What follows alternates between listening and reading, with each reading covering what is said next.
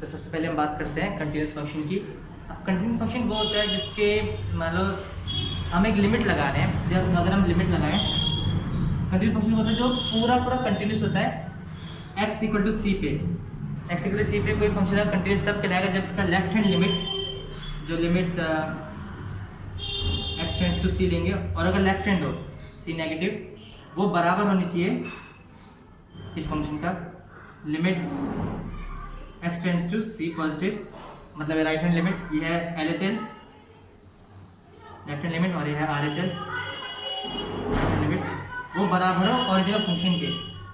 हमने फंक्शन लिया, अगर तीनों अगर हमारे सेम आते हैं तो वो चीज़ फंक्शन, तो फंक्शन कंटिन्यूस कहलाता है। मतलब कंटिन्यूस का मतलब ये समझ लो कि तुम एक ग्राफ में लाइन खींच जा रहे हो और लाइन सिर्फ चल रही है, मतलब बिना पेन उठाए जो लाइन जो फंक्शन बनता है वो कंटिन्यूस फंक्शन कहलाता है। ठीक है, तो कोई भी फंक्शन अगर कंटिन्यूस प्रूव करना है उसको limit left hand limit right hand limit equal F x करना।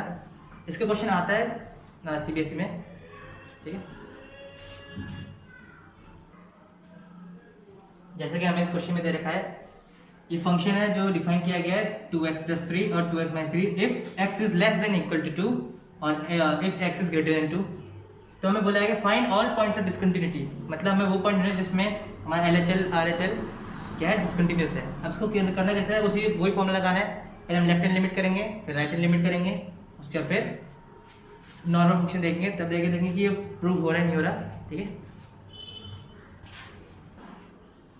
तो हम देखते हैं अगर लेफ्ट हैंड लिमिट अगर तब लेते हैं जब हमारा x लेस देन होता है किसी चीज़ के, और राइट हैंड लिमिट तब जब हमारा x ग्रेटर देन होता है किसी चीज़ के, और equal to x equal to 2 का तरीका है। तो लेफ्ट हैंड लिमिट में हम ये यूज करते हैं, अगर हमें लेफ्ट हैंड लिमिट लगानी है, लिमिट x टेंड्स टू, अब x टेंड्स टू कहाँ से लेंगे, 2 के लिए, यहाँ पे दो वैल्यू दे रखी है जो लेस देन और ग्रेटर देन भी है 2 से।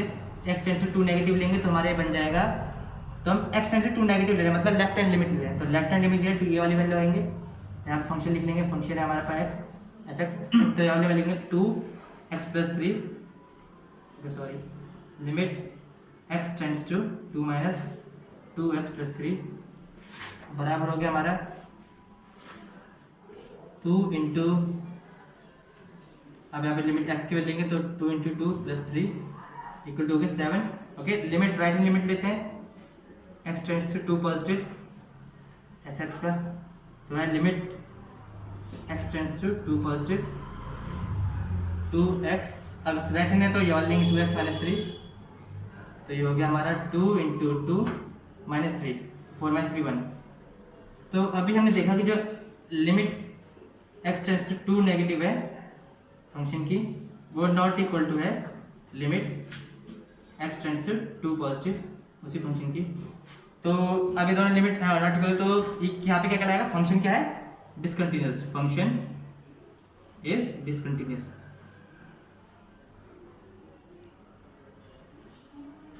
तो पॉइंट ऑफ डिसकंटिन्यूटी पूछा था, तो पॉइंट ऑफ डिसकंटिन्यूटी क्या है, पॉइंट ऑफ डिसकंटिन्यूटी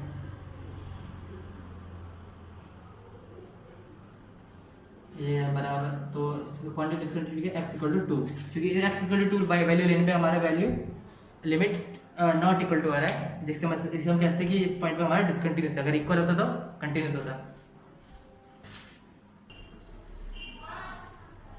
अब अगला हमारा डिफरेंशिएबिलिटी जो चैप्टर में है।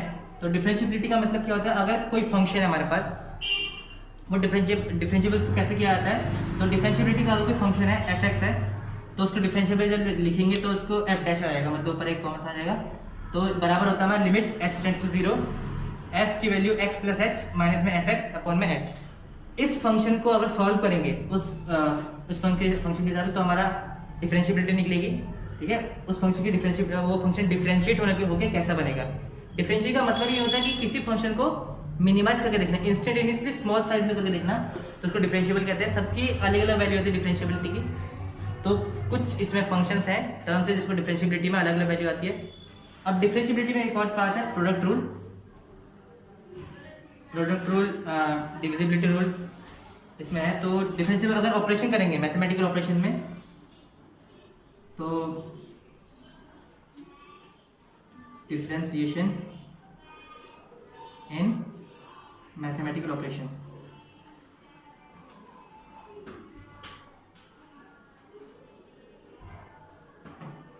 Differentiation mathematical operation. तो ये अगर हम मान लो दो फंक्शन है यहाँ पर u प्लस माइनस करो या फिर v प्लस करो माइनस करो v, तो वो डिफरेंशिएट भी सेम इसी तरह होंगे। मैंने एफ एक्स एफ यू ले लिया और एफ वी ले लिया, फंक्शन भी ले लिया, तो डिफरेंशिएट भी होंगे, अलग अलग डिफरेंशिएट करेंगे F x plus minus F dash x F dash you और एफ डैश वी। तो फंक्शन अगर कोई भी फंक्शन डिफरेंशिएट प्लस या माइनस हो रहा हो, ऐड या सब्ट्रैक्ट हो रहा हो, तो उसको सेम उसी तरह डिफरेंशिएट करेंगे और ऐड और सब्ट्रैक्ट लगा देंगे जो उसमें पहले था। ठीक है, सेम डिफरेंशिएट करके वही ऐड और सब्ट्रैक्ट लगा देंगे। अब प्रोडक्ट में क्या होता है, मतलब हमारे दो फंक्शन है एफ यू और एफ वी, ये दोनों क्या है प्रोडक्ट में, मतलब मल्टीप्लाई हो रहा है। तो इसमें क्या करेंगे, पहले का सबसे पहले फर्स्ट का प्रोडक्ट, सेकंड वाला फंक्शन ऐसे लिखेंगे,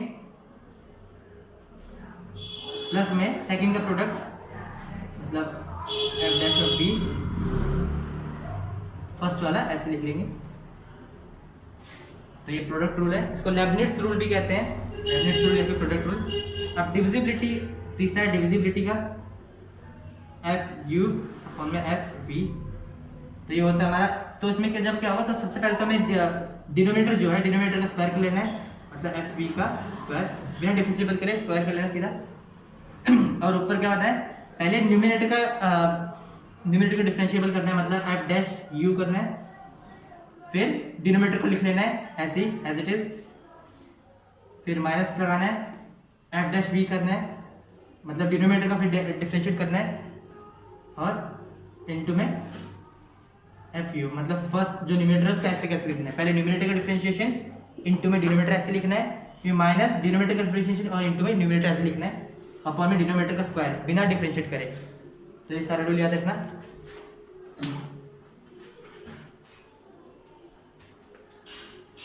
तो डिफरेंशिएबिलिटी हर फंक्शन अलग अलग तरह से डिफरेंशिएट होता है। यहाँ पे मैं बहुत सारे डिफरेंशिएबिलिटी दे रखी है, किसी को डिफरेंशिएट करने के बाद क्या क्या बनेगा, सारी वैल्यू यहाँ पे दे रखी है, तो ये बात देख लीजिए। और हर किसी की वैल्यू अगर डिफरेंशिएट करेंगे तो ये वैल्यू मिलेगी। ठीक है, तो ये सब ये इस चैप्टर में याद करना बड़ा जरूरी है, हर किसी का डिफरेंशिएशन कैसा होता है। ओके,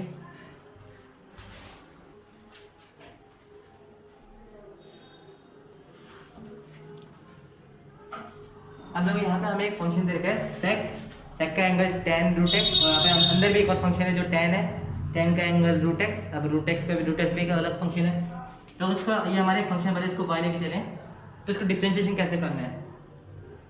तो डिफरेंशिएशन को f डैश x के अलावा dy बाई dx में लिखते हैं। ठीक है, अब सेकंड डिफरेंशिएशन होता है sec x tan x। ठीक है, sec का जो एंगल है इनटू में tan और उसका एंगल, तो sec x का होता है sec tan root x into में sec x और tan x, tan angle tan root x, क्योंकि इसके लिए एंगल यही है, tan रूट x इसके लिए पूरा एंगल है, तो sec x और इनटू में tan x। अब इसमें आगे चेन रूल यूज होगा। चेन रूल का मतलब अगर एक फंक्शन डिफरेंशिएट कर लिया तो उसके बाद सेकंड फंक्शन डिफरेंशिएट करते हैं उसी के साथ मल्टीप्लाई में। तो tan x का करेंगे तो tan x का होता है sec square x, secant square x, तो secant स्क्वायर। अब tan के लिए एंगल कौन सा है, रूट x है, तो रूट x कैसे लिख लेंगे, tan x का हो गया secant स्क्वायर x। अब इसके अंदर एक और फंक्शन है x का, तो x के यहाँ पे पावर दे रखी है रूट x और रूट में, तो रूट को डिफरेंशिएट करेंगे तो हमारा बनता है रूट की पावर क्या बनती है, x की पावर हाफ। तो अगर उसको डिफरेंशिएट करें डी बाई डी एक्स से, तो हमारा हाफ आगे आ जाएगा, और x की पावर हाफ माइनस वन, किसी के भी हाफ अगर माइनस वन तो x की पावर माइनस हाफ आती है, मतलब रूट नीचे आएगा, तो ये बनेगा हाफ रूट में x। ठीक है, तो इस तरह ये वैल्यू होगी, रूट x की वैल्यू क्या आ गई 1/2 रूट x। अब इसके अंदर भी अब पावर तो हमने कर लिया, तो पावर करना सबसे पहले जरूरी होता है, तो कोई भी फंक्शन होता है उसको सबसे पहले पावर डिफरेंशिएट करनी है।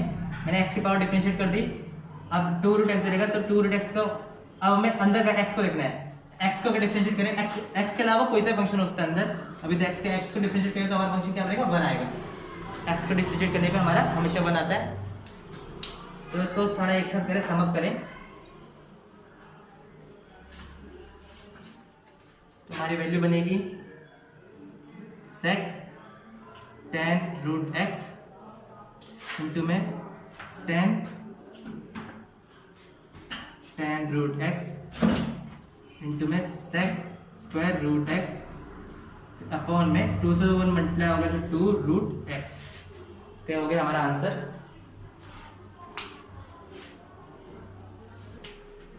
तो अगला हम करने वाले डेरिवेटिव ऑफ इम्प्लिसिट फंक्शन। अब इम्प्लिसिट फंक्शन क्या होता है, इसमें x और y का कोई रिलेशन होता है। लाइक हम कोई भी एग्जांपल देते हैं, x minus y minus pi is equals to 0 होता है, ठीक है। अब ये x y के बीच में रिलेशन, तो ये एक इम्प्लिसिट फंक्शन है, इसको अलग अलग डिफरेंशिएट करेंगे। अब हम x का एक क्वेश्चन ले लेते हैं, और सॉरी एनसीईआरटी का था,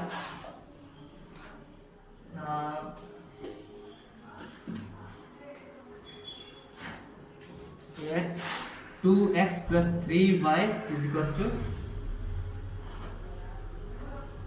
sin y। अब हम डिफरेंशिएट करना है विद रिस्पेक्ट टू x से करना है, हमें हमेशा विद रिस्पेक्ट टू x से करते हैं। तो इसको अगर डिफरेंशिएट करें तो 2 तो हमारा कांस्टेंट टर्म अगर मल्टीप्लाई हो तो ऐसी रह जाती है, और x का हो गया हमारा dx x अपॉन dx, तो ये हमारा हमेशा 1 होता है, 2 को 1 से मल्टीप्लाई हो जाएगा। फिर जो फंक्शन प्लस ऐसे लिखते हैं, 3 को करेंगे और y को डिफरेंशिएट करें, और y फंक्शन को भी x से डिफरेंशिएट करना है। तो याद रखना, अगर आपके पास अलग फंक्शन हो और उसको डिफरेंशिएट करना हो तो पहले तो डिफरेंशिएट करो, उसके बाद वो फंक्शन उसी तरह लिख दो। जैसे हमने y को डिफरेंशिएट करेंगे तो 1 आएगा, और y को डिफरेंशिएट का सिंबल भी लिखेंगे, फिर आगे dy बाई dx। वही ये सेम sin y करेगा, sin y को पहले डिफरेंशिएट करेंगे। sin का क्या होता है cos, जैसे अभी आया था cos, और cos y का होता है y का हो गया हमारा dy बाई dx। तब ऐसे इस टाइप के फंक्शन में क्या करना होता है, dy बाई dx एक साथ कर लो।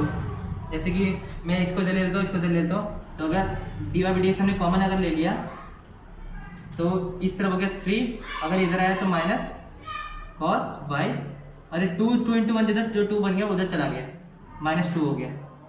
तो dy बाई dx क्या आ गया, यहाँ पर मल्टीप्लाई में यहाँ पे डिवाइड हो जाएगा, -2/3 माइनस cos y। तो ये हो गया हमारा डिफरेंशिएशन। तो ये इम्प्लिसिट फंक्शन इस तरह डिफरेंशिएट होते हैं, dy बाई dx करके निकालो, फिर dy बाई dx को अलग कर लो, इस तरह सॉल्व होता है ये इम्प्लिसिट फंक्शन।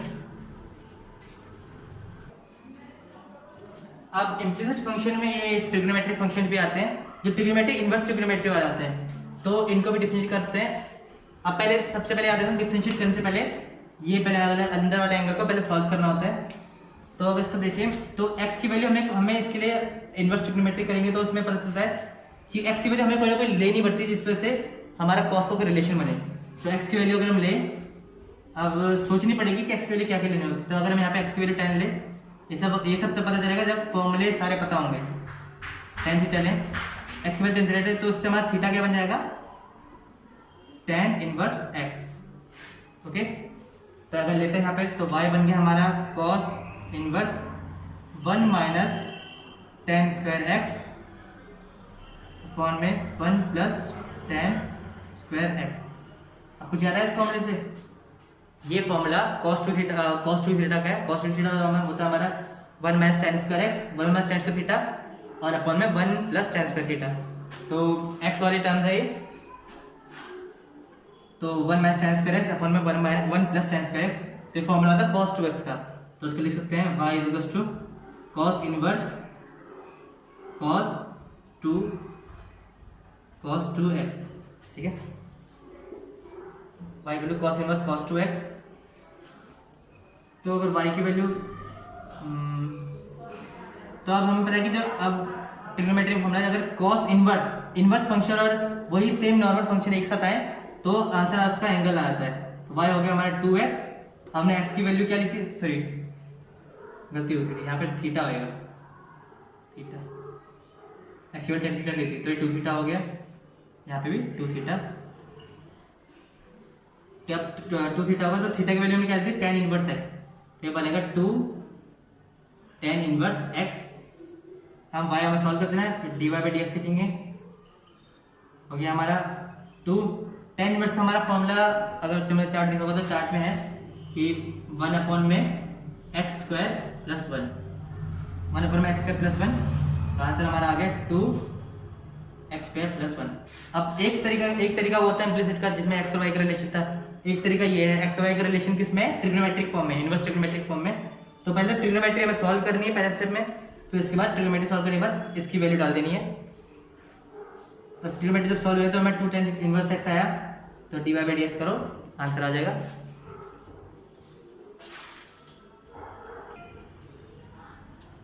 अब नेक्स्ट है ये लॉगरिथमिक फंक्शन। एक्सपोनेंशियल भी आते हैं, लॉगरिथमिक भी आते हैं। तो एक्सपोनेंशियल का तो हम नाम है हमारा है कि इसको ई एक्स से लिखते हैं, ई एक्स, और लॉगरिथमिक करते हैं। तो अब लॉग के कुछ फॉर्मूले हैं, जैसे कि लॉग के फॉर्मूले पहले याद होने चाहिए कि लॉग के फॉर्मूले आगे काम आते हैं डिफरेंशिएबल करने में। जैसे कि लॉग अगर हम लें p और q, लॉग p q ले तो ये हमारा बन जाता है लॉग p प्लस में लॉग q, मतलब अगर लॉग p और q मल्टीप्लाई हो तो अलग अलग आता है log p plus log q। और अगर लॉग उसे बेस भी रखना चाहिए, हमें यही रखता हूँ बेस, तो p और q अगर हम डिवाइड में रखें तो हो जाएगा बेस लॉग p माइनस में लॉग q, ठीक है, लॉग p और लॉग q, ये होता है डिफरेंशिएबल। अगर हम करें, अगर हमारा कोई बेस हो लॉग b हमारा बेस हो और a का हम करें तो ये बनेगा log e to the power a और में log e to the power b। हमारे बेस अलग अलग हो गया।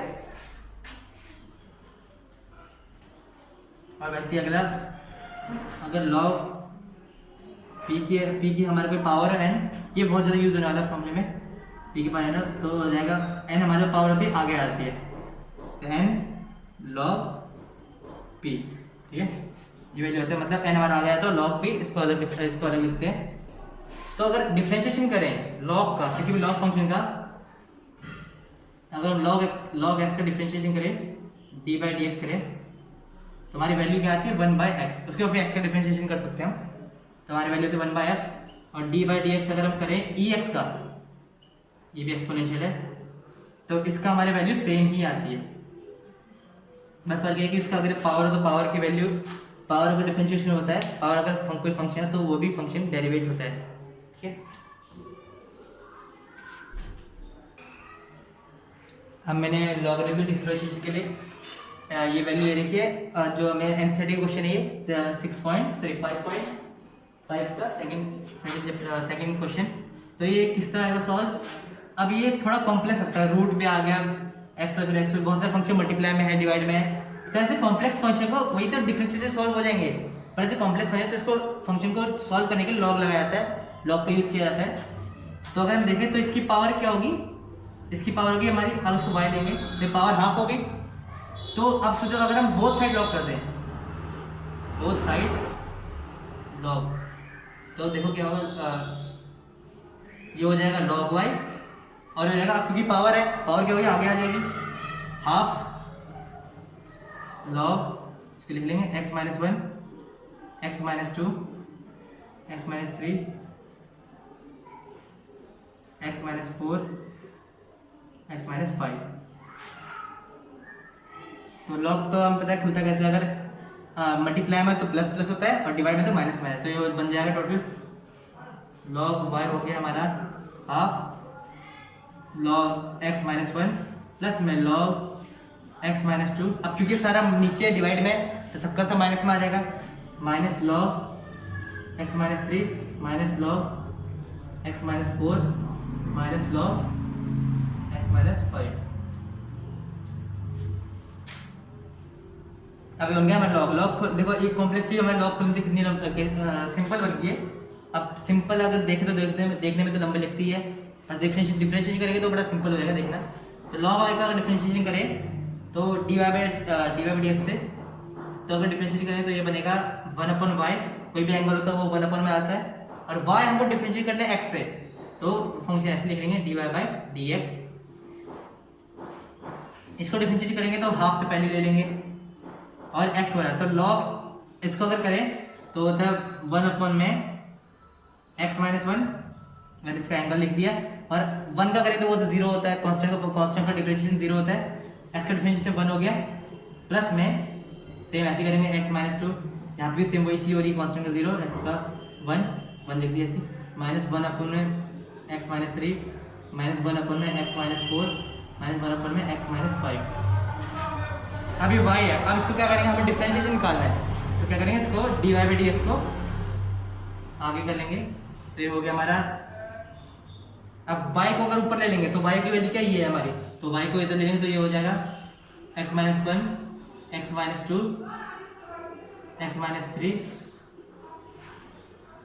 x माइनस 4, x माइनस 5, और हाफ लेते हैं आगे, हाफ आगे वैल्यू सारी ऐसे लिखेंगे, 1 by x minus 1 plus 1 by x minus 2 minus 1 by x minus 3 minus 1 by x minus 4 minus 1 by x minus 5। ये है हमारा आंसर।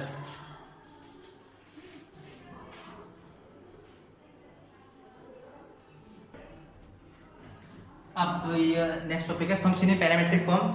अगर कोई फंक्शन पैरामेट्रिक फॉर्म में मतलब x और y अलग अलग हो, अलग अलग कोई दो फंक्शन बन गए हो, तो उसमें हमें डिफरेंशिएशन निकालना है, dy बाई dx निकालना, तो किस तरह निकलेगा, उसको निकालने का भी तरीका होता है। पहले हमें फंक्शन देखना है कि x और y किस फंक्शन से जुड़े हैं। ये t फंक्शन से जुड़े हैं यहाँ पे, ये एनसीईआरटी का क्वेश्चन है। तो x को अगर डिफरेंशिएट, तो हमें t से पहले डिफरेंशिएट कर लेते हैं इसको, तो dx बाई dt हो जाएगा, तो dx बाई dt करेंगे और साइन को करेंगे तो साइन का होता है हमारा cos t, और t को डिफरेंशिएट करेंगे t से तो हमारा 1 ही आएगा, 1 तो हमने डाल दिया, और dy बाई dt करेंगे तो हमारा बनेगा cos 2t, जो cos का हो गया हमारा minus sine t, minus sine 2t, ठीक है, इनटू में अब जो एंगल होता है हमारा एंगल 2t है, तो t को डिफरेंशिएट करें तो 1 आएगा, और 2 तो हमारा कांस्टेंट भारी है तो इनटू में हो जाएगा हमारा 2, ठीक है। तो dy बाई dx हो गया हमारा माइनस 2 साइन 2t। अब dy बाई dt, तो अब हमें निकालना है dy by dx, dy by dx निकालेंगे तो उसको हम इस तरह लिखते हैं dy बाई dt अपॉन में dx by dt, dy by dt dx by dt हट जाएगा, तो ये हमारा बन गया dy बाई dt पहले लिखना है तो माइनस 2 साइन 2t अपॉन में cos t। अब ये तो कुछ सॉल्व करने वाला लग नहीं रहा है, पर एक्चुअली में सॉल्व हो रहा है, ये जगह माइनस 2 साइन 2t का फॉर्मूला आता है 2 sine t cos t upon में cos t लिख लेंगे। हमको पता चला cos t और cos t है, ये कट रहा है, तो ये हो गया हमारा माइनस 4 साइन t, ये हमारा आंसर रहेगा। ओके, ऐसे क्वेश्चन सैंपल पेपर में है, पर वो डबल डेरिवेटिव का है, तो डबल डेरिवेटिव थोड़ा अलग तरीके से होता है। अभी हमारे इसका कंटिन्यूटी एंड डिफरेंशिएबिलिटी का लास्ट टॉपिक है। इसमें रोल्स थ्योरम और लैग्रांज मीन वैल्यू थ्योरम भी है, तो वो तो इस बार सिलेबस मान ही रहा है, तो इसके सब देखें तो इसको कहते हैं second order derivative. Second order derivative मतलब डेरिवेटिव को 2 बार डेरिवेट करना, एक किसी फंक्शन को पहले एक बार डेरिवेट करेंगे, फिर उस फंक्शन को वापस डेरिवेट करना, उसको सेकंड ऑर्डर डेरिवेटिव कहते हैं। थर्ड ऑर्डर भी होता है, फोर्थ ऑर्डर भी होता है, मतलब डेरिवेट करते रहो आगे आगे। तो डेरिवेट जैसे मैंने यहाँ पे फंक्शन मिला है, ये फंक्शन है y इक्वल टू लॉग का एंगल लॉग x, हमने फंक्शन ले रखा है, ये भी एनसीईआरटी का है, एनसीईआरटी क्वेश्चन करा रहे हैं। तो अब y को डिफरेंशिएट करें dy बाई dx, तो लॉग की वैल्यू तो मतलब हमको पता है कि 1 अपॉन x, 1 अपॉन एंगल होती है इसका जो भी वैल्यू, तो log x लिख लेंगे। अब इसका भी डिफरेंशिएट करना है चैन रूल के हिसाब से, क्या करते हैं पहले इसको करते हैं, फिर अगर कोई एंगल बना या फिर पावर है उसको डिफरेंशिएट करते हैं। तो इसको करेंगे तो log x का हो गया इंटू लगा के log x हो गया 1 अपॉन में x, तो ये आ गया हमारा 1 अपॉन में x log x। Okay, dy by dx आ गया हमारा 1 अपॉन में x log x। अब double derivative, second order derivative, इसको सेकंड ऑर्डर डेरिवेटिव भी कहते हैं और डबल डेरिवेटिव भी कहते हैं। तो इसको इस तरह कहते हैं d square y by d x square. अगर थर्ड ऑर्डर करो तो d cube y by d x cube, इस तरह लगते रहता है।